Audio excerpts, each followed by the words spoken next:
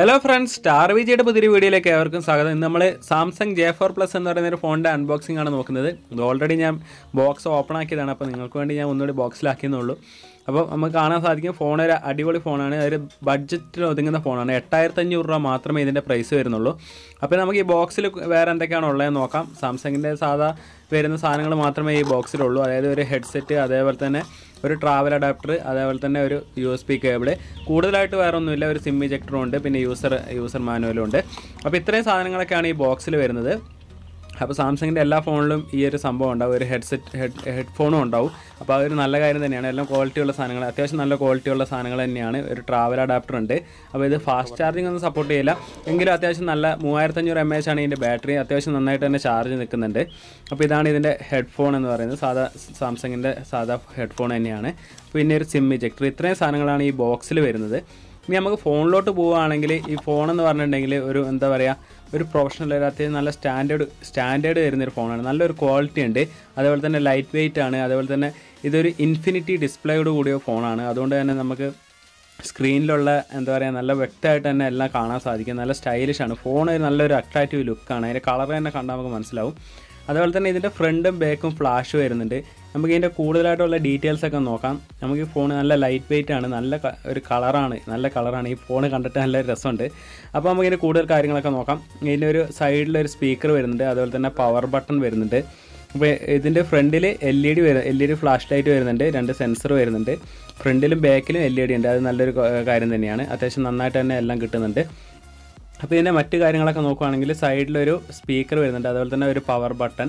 ഇനി അപ്പുറത്തെ സൈഡിലോട്ട് പോവുകയാണെങ്കിൽ ഇവിടെ വോളിയം അപ്പ് ബട്ടണും ഡൗൺ ബട്ടണും കാണാൻ സാധിക്കും. അതേപോലെ തന്നെ തൊട്ട് താഴെയായിട്ട് 2 സിം ഇടാനുള്ള പോർട്ട് കാണാം. 2 സിമ്മും മെമ്മറി കാർഡും ഇടാൻ സാധിക്കും. രണ്ടും 4G സപ്പോർട്ടാണ്.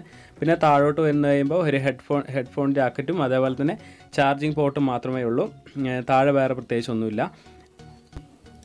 ഇനി നമ്മൾ ഇതിൻ്റെ ഫോണിലെ സെറ്റിങ്സിലോട്ടും കാര്യങ്ങളിലോട്ടൊക്കെ വരുമ്പോൾ നമുക്ക് നോക്കാം. ഫോൺ നല്ല സ്മൂത്താണ്. നല്ല ഫാസ്റ്റായിട്ടെല്ലാം ചെയ്യാൻ പറ്റുന്നുണ്ട്. പ്രത്യേകിച്ച് വേറെ ഒന്നും ഇൻസ്റ്റാൾ ചെയ്തിട്ടില്ല, അതുകൊണ്ട് തന്നെ ഫാസ്റ്റാണ്. പക്ഷേ ഇതിൽ വേറൊരു പോരായ്മ എന്ന് പറയുന്നത് 2GB റാമേ ഉള്ളൂ. അതുകൊണ്ട് തന്നെ ഗെയിമിങ്ങും കാര്യങ്ങളൊക്കെ വരുമ്പോൾ അത്യാവശ്യം ഹെവി ആയിട്ട് ഫോൺ ഉപയോഗിക്കുന്നവർക്ക് പറ്റിയൊരു ഫോൺ ആയിരിക്കുമല്ലോ ഇത്. ഇതിൻ്റെ ബാറ്ററി എന്ന് പറയുന്നത് 3200 mAh ബാറ്ററിയാണ്. അത്യാവശ്യം നല്ലൊരു എന്താ പറയുക ബാക്കപ്പ് കിട്ടുന്നുണ്ട്. ഇനി ഇതിൻ്റെ മറ്റു കാര്യങ്ങളൊക്കെ നോക്കുകയാണെങ്കിൽ നമുക്ക് കാണാൻ സാധിക്കും. ഇതിൻ്റെ റാം എന്ന് പറയുന്നത് 2GB റാമേ ഉള്ളൂ, എങ്കിലും കുഴപ്പമില്ല. അത്യാവശ്യം നന്നായിട്ടെല്ലാം ഫാസ്റ്റായിട്ട് പോകുന്നുണ്ട്. ഇനി നമുക്ക് ഇതിൻ്റെ സ്റ്റോറേജ് നോക്കുകയാണെങ്കിൽ 32GB ആണ് ഇതിൻ്റെ സ്റ്റോറേജ് വരുന്നത്. 30 GB ആണ് സ്റ്റോറേജ് വരുന്നത്. 26 GB യൂസ് ചെയ്യാൻ സാധിക്കുന്നുണ്ട്. കുറച്ച് GB അതിൻ്റെ പ്രോഗ്രാമിങ് കാര്യങ്ങളൊക്കെ ആയിട്ട് പോകും. ഈ ഒരു റേറ്റിൽ 30 GB എന്നൊക്കെ പറയുകയാണെങ്കിൽ അത്യാവശ്യം നല്ല സ്റ്റാൻഡേർഡ് തന്നെയാണ്. അത്യാവശ്യം 26 GB നമുക്ക് യൂസ് ചെയ്യാൻ സാധിക്കും. അതുകൊണ്ട് തന്നെ സ്റ്റോറേജ് ഒന്നും വലിയ കുഴപ്പമില്ല. സ്റ്റോറേജ് ഓക്കെയാണ്. ഇനി നമുക്കിതിൽ കൂടുതലൊരു കാര്യം ഉൾപ്പെടുത്തിയിട്ടുള്ളതെന്ന് വെച്ചിട്ടുണ്ടെങ്കിൽ ഇതിൽ ഫേസ് അൺലോക്ക് ഉണ്ട്. അത്യാവശ്യം നന്നായിട്ട് തന്നെ പ്രവർത്തിക്കുന്നുണ്ട് ഫേസ് അൺലോക്ക്. ആ ഒരു ഫെസിലിറ്റി ഇതിലുണ്ട്. അതേപോലെ തന്നെ മറ്റു കാര്യങ്ങളൊക്കെ നോക്കുകയാണെങ്കിൽ ഫോണ് വലിയ ഹാങ്ങിങ് കാര്യങ്ങളൊന്നുമില്ല. കൂടുതൽ ആപ്ലിക്കേഷനൊന്നും ഇൻസ്റ്റാൾ ചെയ്യാത്തതുകൊണ്ടായിരിക്കാം. ഇനി പക്ഷേ 2GB ഉള്ളൂ. അതുകൊണ്ട് തന്നെ വലിയ ഹെവി ആയിട്ടൊന്നും യൂസ് ചെയ്യാൻ പറ്റത്തില്ല. അത്യാവശ്യം വീട്ടിൽ ഉപയോഗിക്കാൻ പറ്റിയൊരു ഫോണാണ്. നല്ലൊരു ഫോണാണ്. അപ്പോൾ ഇതിൻ്റെ മറ്റു കാര്യങ്ങളൊക്കെ നോക്കുകയാണെങ്കിൽ ഇത് വന്നിട്ട് ആൻഡ്രോയിഡ് 8.1 വെർഷനാണ്. അതായത് ഓറിയോ വെർഷനാണ്. അത്യാവശ്യം കുഴപ്പമില്ല, സ്റ്റാൻഡേർഡാണ്. ആൻഡ്രോയിഡിൻ്റെ പുതിയ വെർഷനാണ്. അപ്പോൾ വെർഷനൊന്നും കുഴപ്പമില്ല. പിന്നെ ഇനി നമുക്കിതിൻ്റെ മറ്റു കാര്യങ്ങളൊക്കെ നോക്കുകയാണെങ്കിൽ നമുക്കിതിൽ ഗെയിമിങ് നോക്കുകയാണെങ്കിൽ ഗെയിമിങ്ങിൽ വലിയ കുഴപ്പമൊന്നും ഇപ്പോൾ കാണുന്നില്ല. കാരണം കൂടുതൽ ആപ്ലിക്കേഷനൊന്നും ഇതിൽ ഇൻസ്റ്റാൾ ചെയ്തിട്ടില്ല. അത്യാവശ്യം ഫാസ്റ്റായിട്ട് തന്നെ ഗെയിമൊക്കെ ഓപ്പണായിട്ട് വരുന്നുണ്ട്. അതുപോലെ തന്നെ കളിക്കാനും പറ്റുന്നുണ്ട്. പിന്നെ ഇതിന് നമുക്ക് ക്യാമറ നോക്കുകയാണെങ്കിൽ ക്യാമറ വലിയ കുഴപ്പമില്ലാത്ത അത്യാവശ്യം നല്ലൊരു ക്യാമറയാണ്. വലിയ അത്ര ഒരു പ്രൊഫഷണൽ ഇതൊന്നും പ്രതീക്ഷിക്കരുത്. അത്യാവശ്യം നല്ലൊരു ക്യാമറയാണ്. ഇതിൻ്റെ ബാക്ക് ക്യാമറ എന്ന് പറയുന്നത് 13 മെഗാപിക്സലാണ്. ഫുൾ HD വീഡിയോ റെക്കോർഡ് ചെയ്യാൻ സാധിക്കും. അതേപോലെ തന്നെ ഫ്രണ്ട് ക്യാമറ എന്ന് പറയുന്നത് 5 മെഗാപിക്സലാണ്. ഫ്രണ്ടിലും ബാക്കിലും ഫ്ലാഷ് വരുന്നുണ്ട്.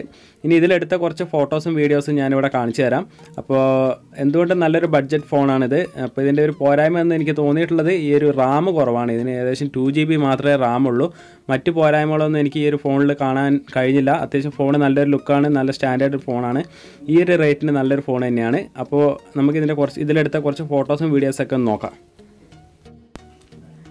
ഈ ഫോട്ടോസൊക്കെ ഈ ഫോണിൻ്റെ ക്യാമറയിലെടുത്ത ഫോട്ടോസാണ്. അപ്പോൾ നമുക്കിവിടെ കുറച്ച് ഫോട്ടോസൊക്കെ കാണാം. ഫോട്ടോസൊന്നും വലിയൊരു കുഴപ്പമില്ലാത്ത രീതിയിൽ തന്നെ എടുക്കാൻ പറ്റിയിട്ടുണ്ട്.